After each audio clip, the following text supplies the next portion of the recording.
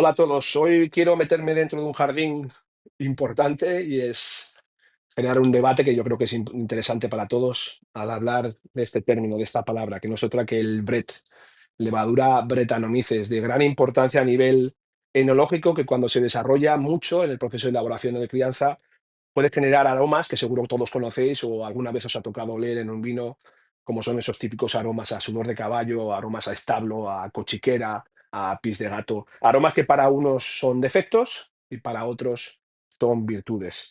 La levadura Brettanomyces, digamos que se engloba en 5 grupos, del cual la Brettanomyces bruseliensis es la más importante a nivel enológico, como os digo, y la podemos encontrar en todos los procesos o en muchos de los ámbitos fermentativos. La podemos encontrar en el propio viñedo, en la madera, en la hoja de la vid, la podemos encontrar en el ollejo de la uva y también en bodega, en las mangueras, en los depósitos, en las barricas. Normalmente las bodegas intentan controlarlo, intentan que esta levadura no se desarrolle en exceso y no se generen esos aromas, pero por desgracia, a veces por azar y otras veces incluso forzando, pues esos aromas aparecen en el vino. De hecho, me atrevería a decir que esta levadura, la Brettanomyces, se desarrolla mucho más o tiende a desarrollarse mucho más en el proceso de crianza que en el de elaboración, así en vinos muy viejos, como pueden ser Riojas viejos, Chiantis o Brunelos viejos, Borgoñas viejos, pues esos aromas de fenoles volátiles o de acéticos son generados por esta levadura Brettanomyces. Yo quería hablaros hoy de, digamos, de 3 estilos de bodegas que trabajan de diferente manera el Brett o la Brettanomyces. Por un lado, las bodegas que piensan que el Brett es un defecto e intentan evitarlo de la mejor manera posible, intentan que sus vinos no huelan nada a Brett.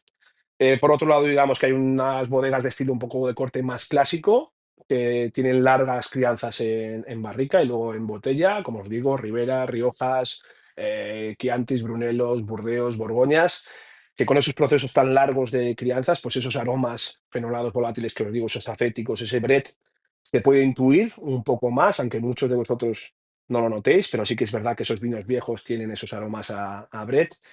Y por último, una nueva moda, una nueva tendencia de bodegas que lo identifican como una virtud, como una parte de un todo, y que lo buscan incluso pensando que este Brett aporta complejidad a sus vinos. Y os doy nombres. Por un lado, en España, clarísimo, Raúl Pérez en el Bierzo, Terroir Limite en el Priorat. Si nos vamos a Italia, podríamos hablar de Emilio Pepe en los Abruzos. Si nos vamos al Jura, podríamos hablar de Auvernois o de Llanevat.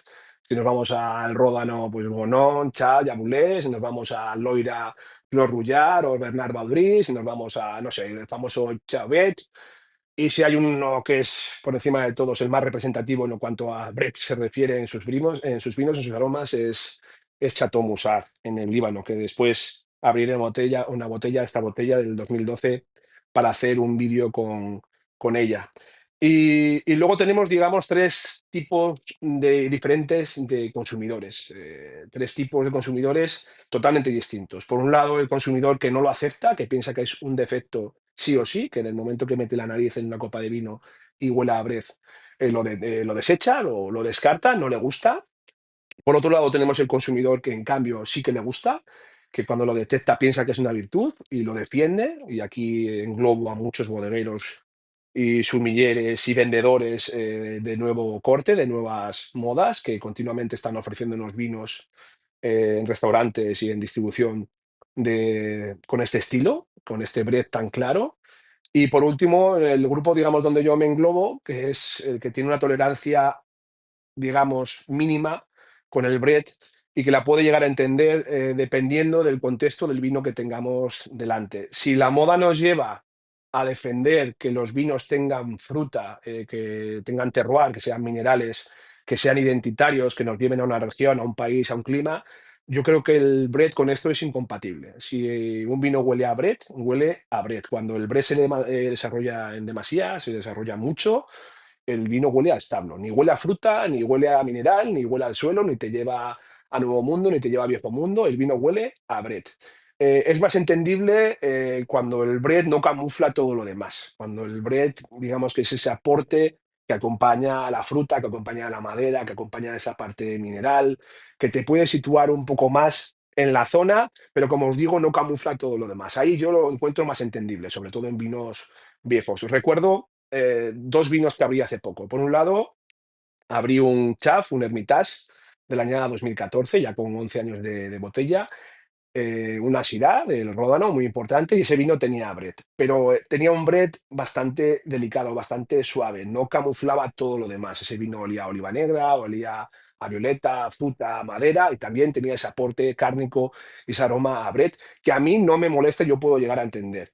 Pero recuerdo también hace poco abrir un Auvernois del Jura, era meterlo en la nariz y oler literal a mierda de caballo, a establo. Era cochiquera pura y dura. Y ahí no olía ni a fruta, ni te posicionaba en un lugar, ni en una región. Sí que es verdad que luego lo pruebas y es acidito y es fresco y es amable y tal, lo que queráis. Pero aromáticamente hablando era muy desagradable y es indefendible. O sea, y más aún cuando esos vinos están por encima de los 300 y 400 euros. Me parece una auténtica locura. Y bueno, quería hacer este vídeo para generar este debate y para que me digáis dónde os posicionáis, qué bodegas sois o son las que más os gusta cómo trabaja este tema del Brett, si tenéis cierta tolerancia con todas, si no lo tenéis, si para vosotros el Brett es un defecto, si es una virtud, si a veces es un defecto o a veces es una virtud. Bueno, para que me comentéis qué significa para vosotros el término Brett y para debatir un poco, que creo que es interesante. Mientras tanto, yo, seguido a este vídeo, pues voy a continuar abriendo una botella de Chateau Musar del 2012 para hablaros un poco de una de las bodegas más importantes del Líbano, claro representante del Brett en el mundo, y para contaros un poco nada, cómo sabe, cómo huele y un poco la historia de ese Rey Concha. Así que nada más, espero que os haya gustado, espero que este vídeo os sirva y generemos un poco de debate y, bueno, disfrutamos un poco de vino que es bueno. Un saludo.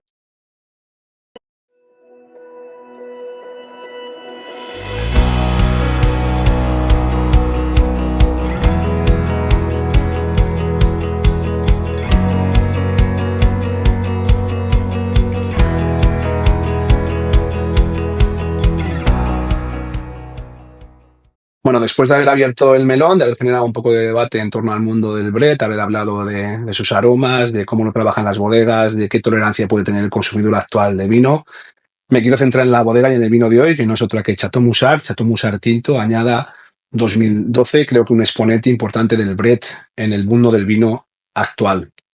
Chateau Musar está en el Líbano, en el Valle Beca, y creo que es una bodega de gran interés para todos los amantes del vino. Creo que merece mucho la pena conocerla, estudiarla, ver algún documental sobre ella, informaros porque merece mucho la pena. Yo solo os voy a dar dos datos que creo que son importantes. Por un lado, que durante 4.000 años en el Valle de Beca se ha cultivado vid, se ha elaborado vino, han pasado muchísimos pueblos, entre los que se encuentran los fenicios, los romanos, los griegos, hasta nuestros días. Creo que es una zona muy importante a nivel histórico en torno al mundo del vino.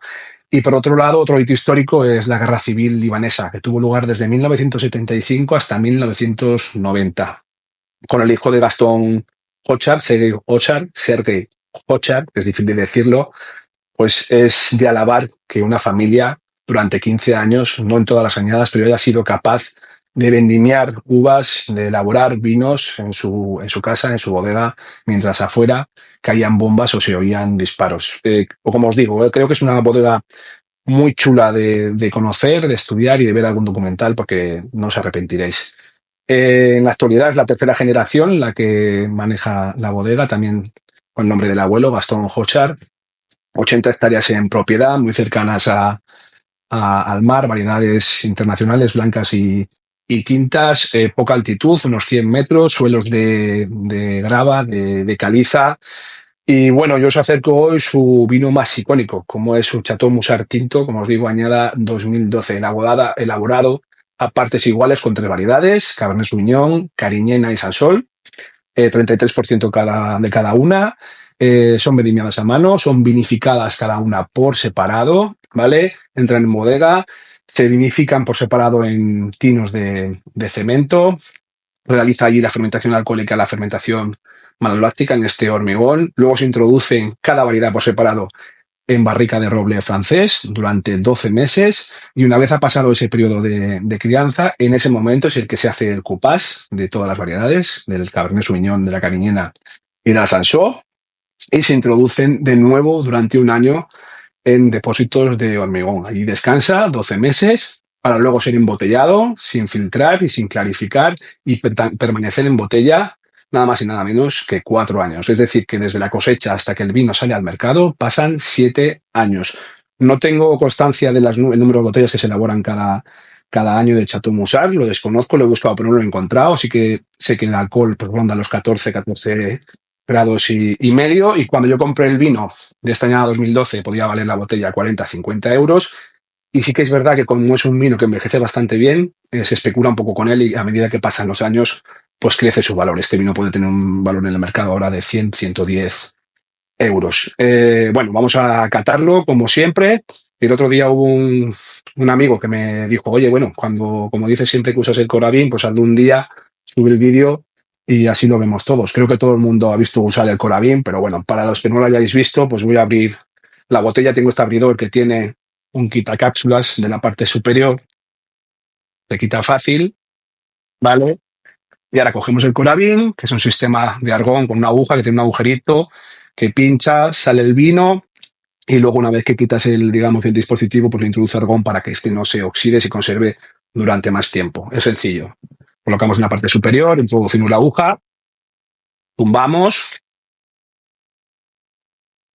apretamos y servimos. Bueno, es un dispositivo cómodo que a mí me gusta, como siempre os digo, que para consumir el vino durante una semana, un par de semanas, si no pincháis muchas veces, pues el vino se conserva bastante bien. Y bueno, ahí lo tenemos, ¿vale? Ya he usado el Coravin para que lo veáis todos. Vamos a dejar que el vino repose un poco para que respire un poquito. Darme un segundo, os dejo una foto con algún dato técnico de los que os he dicho y continuamos con la cata.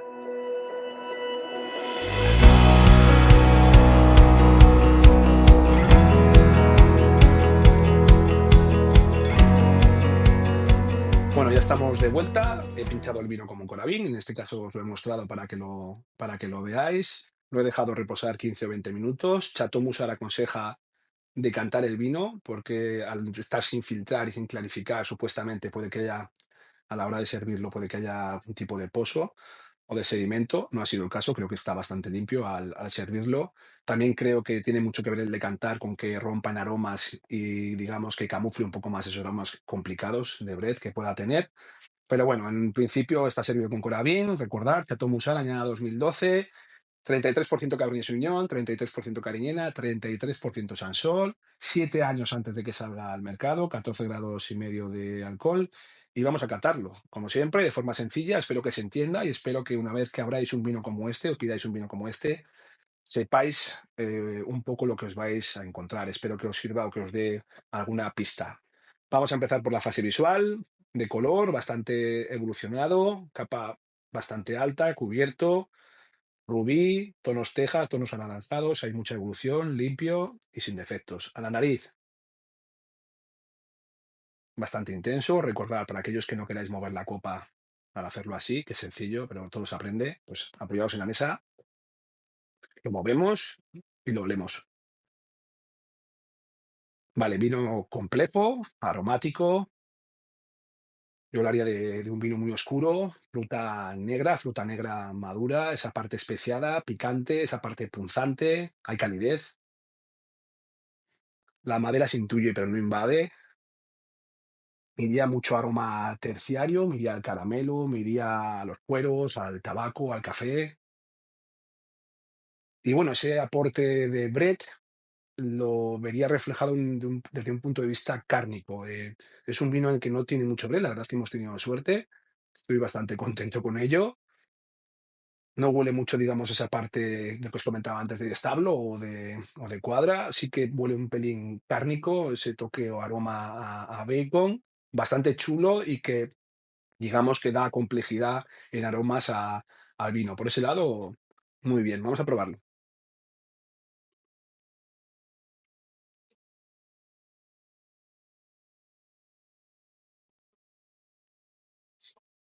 Vale, lo tenemos. Aquí está más claro. Estamos en el Mediterráneo, cerca del Mediterráneo. Clima cálido, vino seco, poderoso, tanino alto, bastante hecho. Acidez media, yo creo que la acidez está un poco remarcada por la calidez del vino. Es un vino que tiene buena estructura, está bien armado, yo creo que puede llegar a envejecer.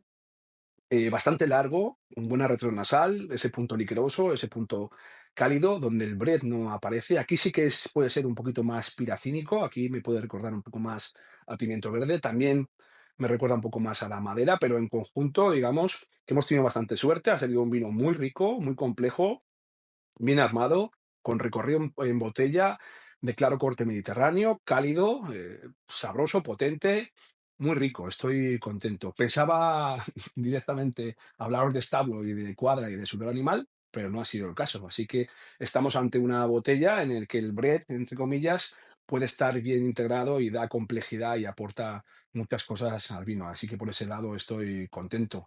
Os invito a probarlo, os invito a probar un día el Chateau Musara, como os digo, a ver algún documental o leer sobre esta bodega, porque merece mucho la pena y creo que hoy ha sido un vídeo muy interesante en que hemos hablado del Brett y hemos hablado de una bodega muy famosa, así que estoy muy contento. Espero que os haya gustado el vídeo de hoy. Mi nombre es Ricardo Gil Rodríguez. Esto es Yo me lo compro, yo me lo bebo y poco más. Hasta la próxima.